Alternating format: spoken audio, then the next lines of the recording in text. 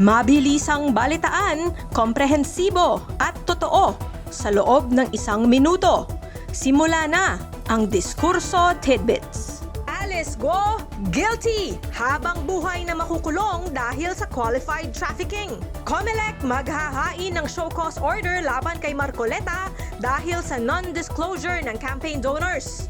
VP Sara nagdeklara ng 29 na ari-arian at 88.5 million pesos na net worth sa 2024 SALN. Agri-exports ng Pinas lusot sa taripa ng US. 3 luxury cars ng mga Diskaya binili ng cash sa BOC auction. 38 million pesos pasok agad sa gobyerno. At Eman Bacosa Pacquiao, pinakabagong star ng Sparkle GMA Artists Center. Balitang mabilis, komprehensibo at totoo. Yan ang Diskurso Tidbits. Basahin ang tungkol sa lahat ng yan at sa marami pang ibang nakatutuwa at makabuluhang balita sa diskurso.ph.